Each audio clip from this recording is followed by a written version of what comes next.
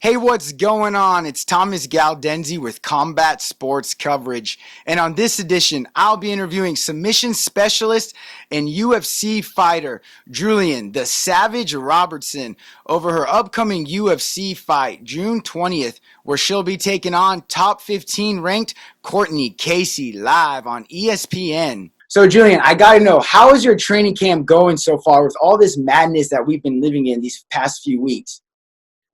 It's definitely a little bit different than usual, you know.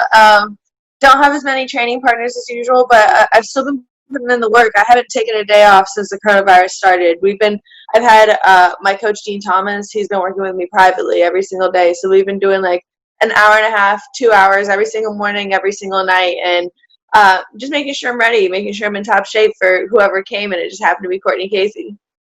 And speaking of the coronavirus and all that, what was the most difficult part for you, like training, with this quarantine, this distance that we've been doing? Is it, finding partners? Is it the coaches, or maybe not having the ATT facility to be training out of? It's really just the lack of training partners. It's not having the bodies to try things on. Like I said, I feel like me and Dean have been working every single day, so I've seen myself really grow so much through this coronavirus. I've seen myself grow as an athlete and grow as a fighter, but I haven't got to, it's like I'm learning all these cool new tricks, and I haven't got to try them out yet. So just the lack of training partners, it's definitely made it a little rough. I definitely could see that making it harder, especially getting ready for such a big fight. This fight you have coming up is going to be against a top-ranked opponent, Cortney Casey, who's ranked 15 in the division.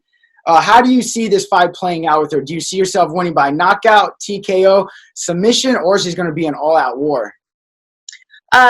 No matter what, my goal isn't to have a war. I'm going in there to finish. We're just trying to get in and out as fast as possible. So ideally a TKO or a submission. I don't necessarily see a knockout happening on the feet, but I know for a fact that I've been working a lot on my ground and pound and just doing damage there. So TKO is definitely a possibility, but I'm always looking for the sub.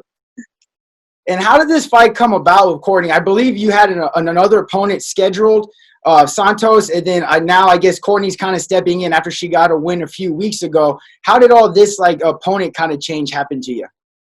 Well, they never really gave me a reason for why Gillian Santos couldn't fight, but I'm assuming it's just because of visa issues with the coronavirus.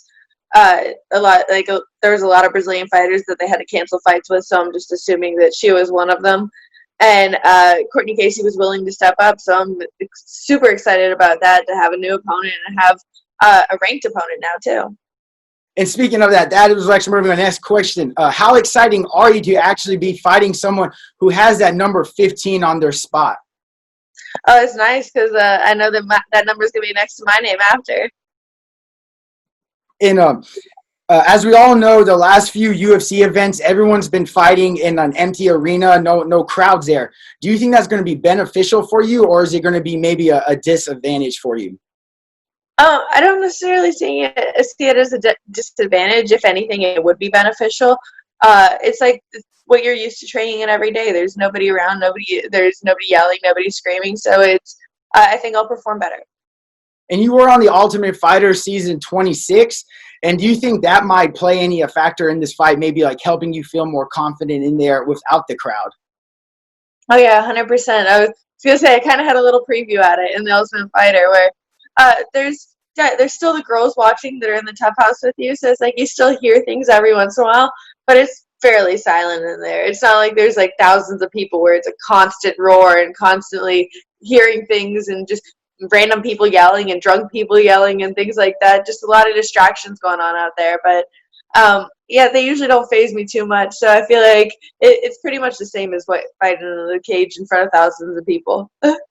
That's awesome, man. I know if it was me, I would definitely need the people there because I feel like getting punched like that, all the takedowns and stuff you guys do, I would need all that crazy fans to help me with the adrenaline.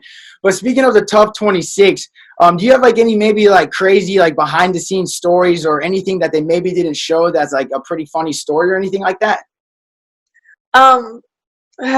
Everybody always likes when we were allowed to go watch the Contender Series whenever we were in the Tough House, and Snoop Dogg used to do the podcast for them, Snoop Dogg and Uriah Faber. So we actually all got to go smoke weed with Snoop Dogg.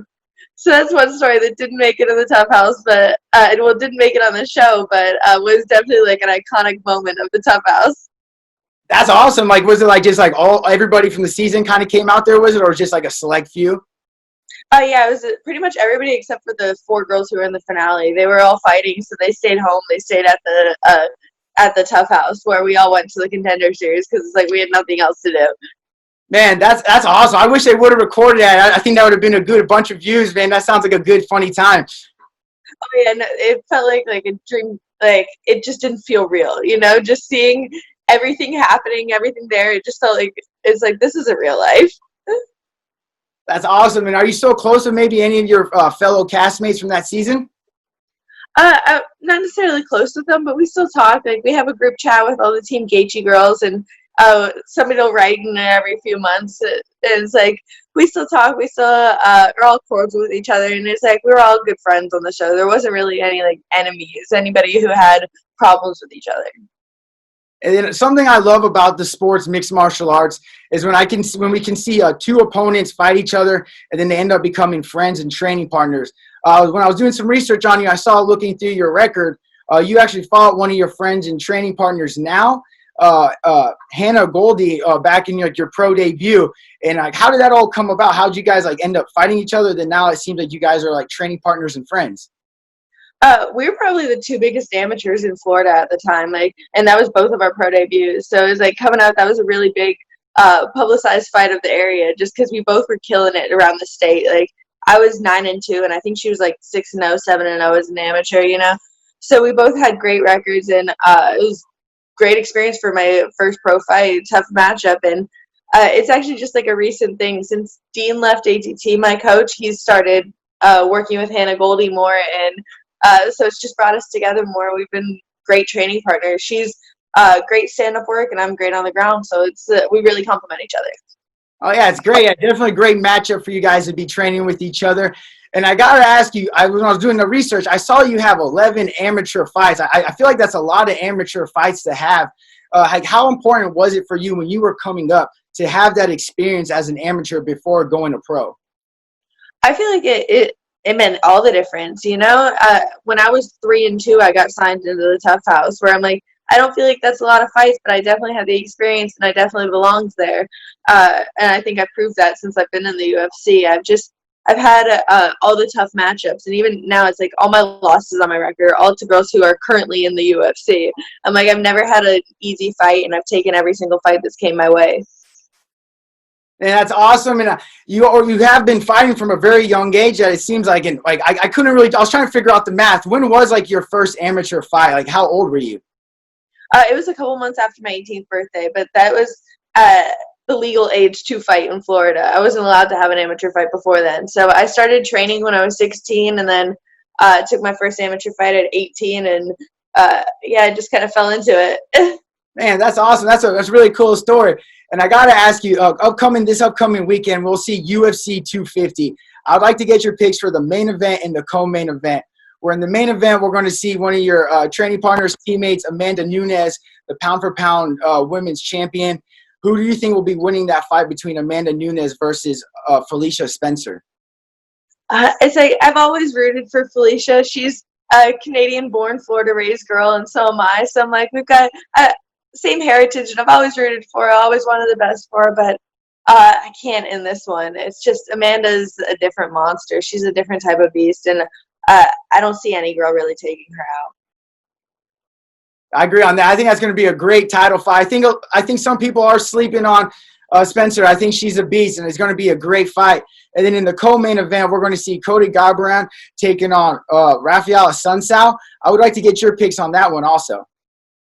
That's a really tough matchup, honestly. I know there's quite a few bantamweight matchups on that card that are just fire. Like I want to say Sanhagen and Aljo are on it too. It's another one that's going to be a contender fight. But with the Suns, I think Assunção might even come out on top on this one. Cody Garbrandt's coming off a few losses. I don't think he's fought in a while either. And Assunção's just very well-rounded, good everywhere. I like those picks. Those are some great picks. I definitely got to agree with them. And then I know you're a Canadian-born and everything, but I got to ask you, is there a reason why you dye your hair? I guess it was just like an impulsive decision that I ended up getting stuck with through the fight career. I feel like whenever I first did it, I was just like, yeah, why not? Let's do it. And it's the first time I ever dyed my hair. I just dyed it bright red. Like I never dyed it in my life. Like never tried going blonde or black or anything. Just went straight red for the first time. And yeah, I guess it's just kind of how people know me now. It's how everybody's like, oh, it's the girl with the red hair. So I just kind of got stuck with it. And now it's like I almost want to change it now, but I feel like I can't. No, it looks good. You can definitely rock it. I'll keep it going for sure. And then before I let you go or anything, do you have any special shout outs to any sponsors or any training partners? Just shout out VitaCan, my head sponsor, and Dean Thomas, always my head coach. He's been putting in so much work with me this camp. Hannah Goldie, been my main training partner. And then if you want to follow me at Savage_UFC on Twitter and Instagram, and just watch me get my hand raised June 20th. And then do you have any last words to your opponent, Cortney Casey? Just watch your neck. Awesome. Well, that's great. And everyone needs to be making sure to tune in to UFC June 20th to see this epic fight because it's going to have fireworks written all over it. And thank you again for giving me some of your time and coming on my show, Combat Sports Coverage. And everyone needs to make sure to go give you a follow. Oh, thank you so much. It was a pleasure talking to you.